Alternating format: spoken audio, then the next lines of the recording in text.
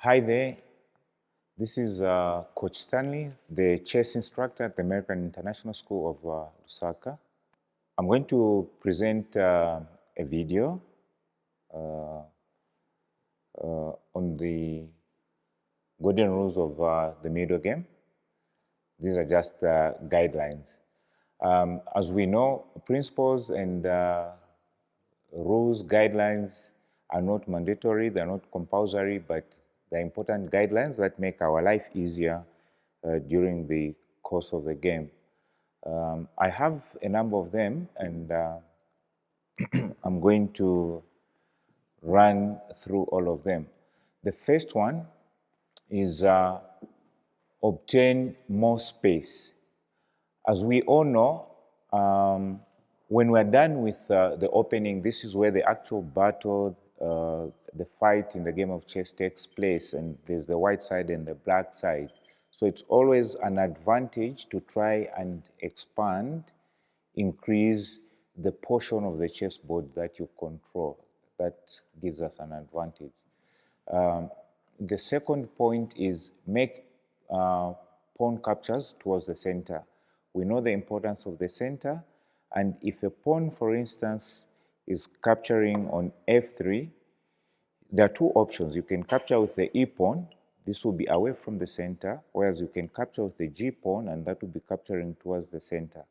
It's recommended to capture towards the center because our pawns become stronger as they close into the center.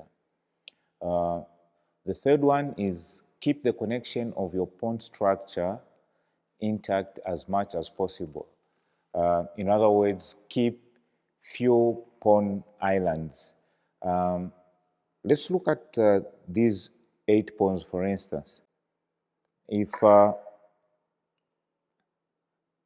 white remained with 6 pawns, 2 here, 2 there, and 2 there, and black equally has 6 pawns, 3 there and 3 there, the black side going into the end game will stand better chances because black only has 2 pawn islands.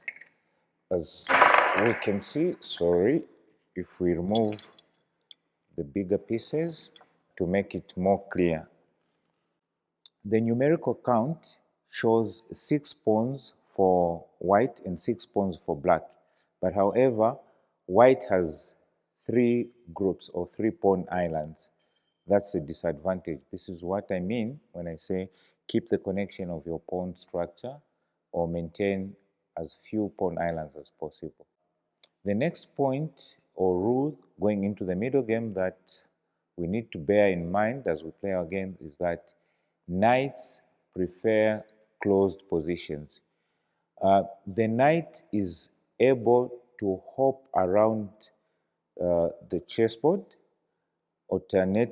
alternatively moving from light and dark squares.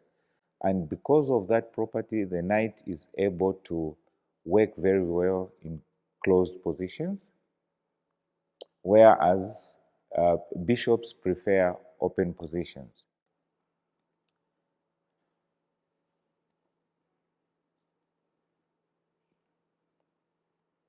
Let's look at this position, for instance. If going into the end game, white has a bishop, it's advisable that you keep your pawns away from the curl of the bishop so that he starts enjoying greater mobility. That way, you maintain an open position and the bishop is able to function most effectively.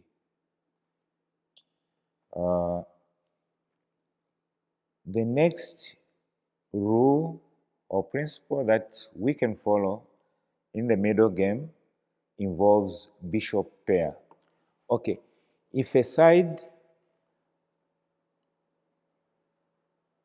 has a bishop pair, meaning both the dark bishop and the light bishop, the one that moves in the dark diagonals and light diagonals respectively, and the other team has knight and bishop.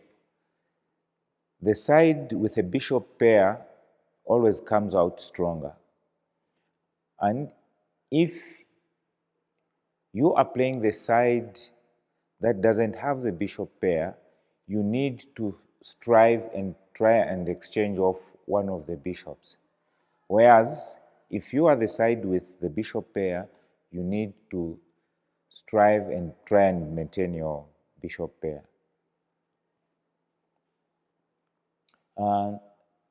The other guiding line, the next one for middle game play, is that when you have a bishop, we need to avoid putting our pawns in front of the bishop or on the same color as the diagonals on which our bishop is functioning.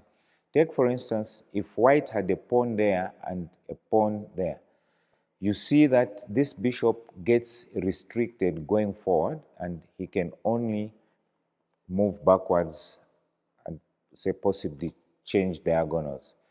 If the position was something like that, then really this becomes what we call a bad bishop, because he's not able to work, he can't do anything, he's being hindered by his own pawns.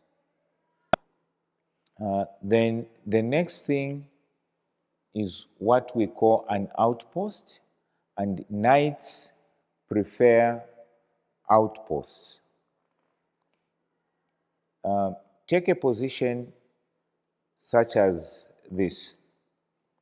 If a knight sits on a square supported by a pawn where he cannot be driven away from, it means that he will forever, for as long as he wish, keep controlling the squares on the enemy side. Like in this case, even if black tried to remove this pawn supporting the knight, white could just push that so that take, you exchange, that is still there, and it will continue exerting the pressure on the other side. The next one is about the rooks.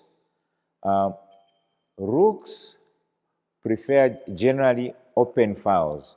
As we go into the middle game, even if you're not attacking anything, it is most advisable that we bring our rooks to open files so that they can function more effectively. They can cross to the enemy side, they can go to the middle of the board and switch to any part of the board and do whatever you desire. As much as rooks prefer open files, they also prefer open ranks. If a rook went to a square such as that, you will be able to switch it to either the queen side or the king side freely by virtue of that being open.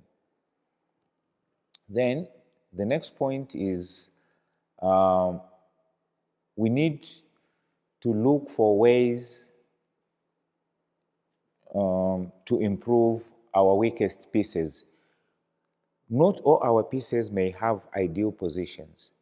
So when it's our turn and there's nothing so compelling or demanding, we need to look at the piece that is contributing less or that is weakly positioned so that we move him to a better place and just improve upon that piece.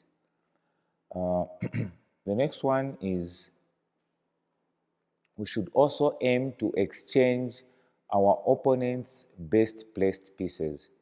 At times, you will find that,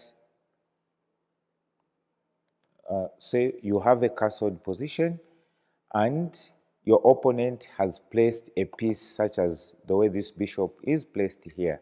It literally puts the king in a stalemate position because he can't go anywhere, and he's restricting that, meaning there could even be a sacrifice. For instance, if two rooks came like that, this could even just take, rook takes, rook goes there, check, king goes back, then checkmate.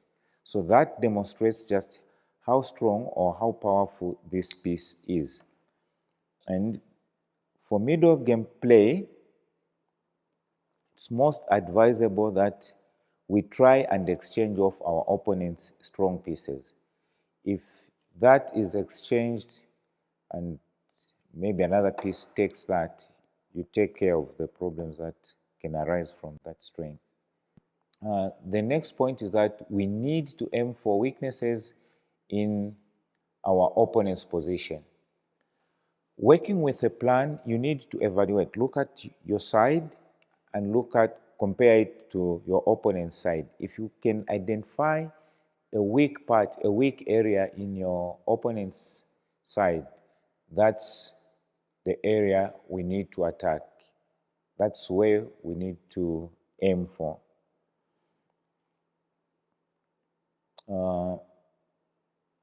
Then the next one is, as we play our middle game, we need to watch for any dangers in our back rank.